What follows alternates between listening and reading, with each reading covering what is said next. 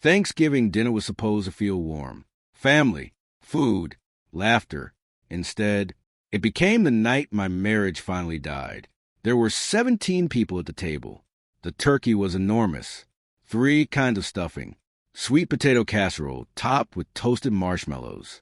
Crystal glasses glowing under candlelight. And at the center of it all sat my husband, Warren Kovac. A glass of red, wine in one hand. An ego twice the size of the turkey. He tapped his fork against the glass.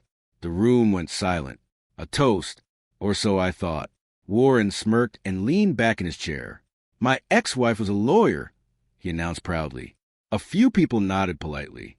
Everyone in the family knew Tanya, the polished one, the successful one, the corporate litigator who had made partner before 40.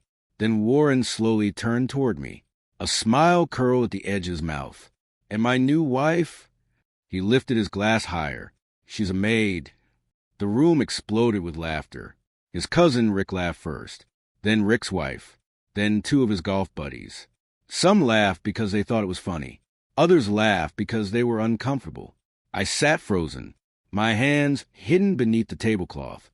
My smile locked painfully onto my face.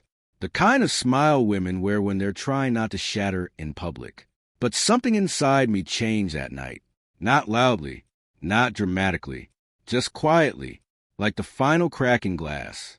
Because this wasn't about one joke. It was about 2 years of becoming smaller inside my own marriage. And that dinner was the moment I finally saw it. 2.5 years earlier, I met Warren at a client's Christmas party. I owned a small cleaning business. Nothing glamorous. Just me, my supplies, my SUV, and a growing list of loyal clients. I worked hard, and I was proud of it. That night, after most of the guests had left, Warren came back through the side door looking for a scarf he'd forgotten. He smiled at me, not the polite smile rich men give service workers. A real smile, warm, interested. He asked what I did. I told him I owned DuPont Residential Services. Instead of brushing it off, he said something no one in his world had ever said. That takes courage. I should have known then. The men who admire your strength too quickly are often the first to resent it later. 3 weeks later, we were dating. 6 months later, we were married. Small courthouse ceremony. Tuesday afternoon. He said big weddings were a waste of money. At the time, it sounded practical. Later, I realized it was just the first thing he didn't think I was worth. The comparisons started small. At first, it was tiny things. Little comments. Cut so small, I convinced myself they weren't real. At dinner with friends, someone asked what I did. Before I could answer, Warren smiled. She helps people with their houses. Not, she owns a business. Not, she built it herself. Just, she helps people. I laughed it off. Then came Tanya. Always Tanya. Tanya was so driven. Tanya understood finances. Tanya kept everything perfect. Every conversation somehow circled back to his ex-wife. I started feeling like I wasn't his wife.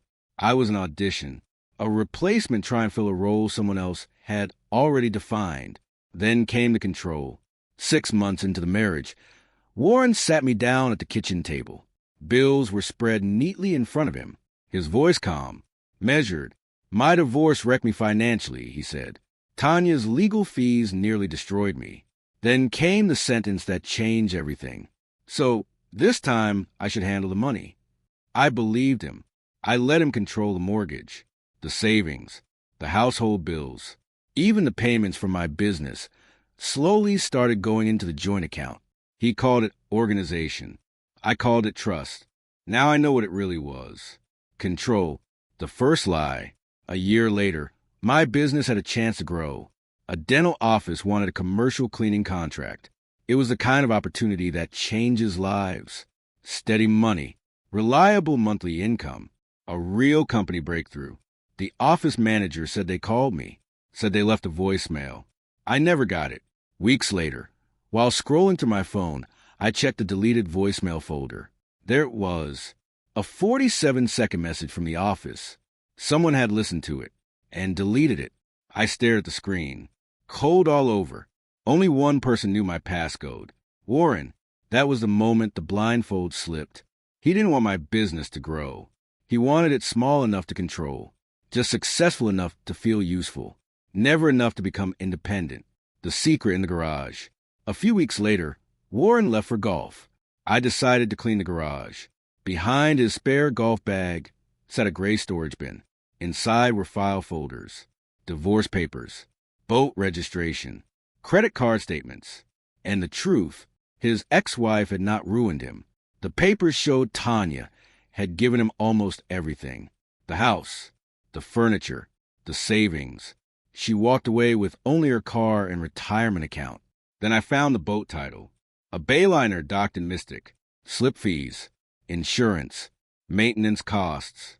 The financial ruin he blamed on Tanya, it was his own spending. His debt, his lies, everything he told me collapsed in my hands. The Thanksgiving that ended everything. Then came Thanksgiving. 17 people. One long table. One cruel joke too many. My ex-wife was a lawyer. He raised his glass. My new wife's a maid. This time, I didn't smile inside. I went cold, because suddenly I saw the whole pattern. He needed women to feel smaller than him. Tanya was too ambitious. I was not ambitious enough. The problem had never been us. It was him. Later, in the kitchen, while I helped his mother wash dishes, Dolores finally said what no one else ever had. He did this to Tanya, too. I froze. She kept drying the plates. No woman will ever pass his test, because he changes the test every time. That sentence changed my life. The quiet exit plan. The next Monday, after Warren left for work, I made 3 calls. The first was to Tanya. She confirmed everything. The lies, the manipulation, the fake victim story. The second was to a lawyer. The prenup Warren claimed his attorney drafted, a cheap online template. Legally weak, barely enforceable. The third call was to my best friend Patrice. She had garage space and zero tolerance for nonsense. For the next 3 weeks, I moved out quietly, a box at a time. Clothes, important documents, my grandmother's recipes, my cast iron skillet, everything that mattered. Warren never noticed. That's the thing about being invisible. Once you accept it, you can disappear without anyone seeing.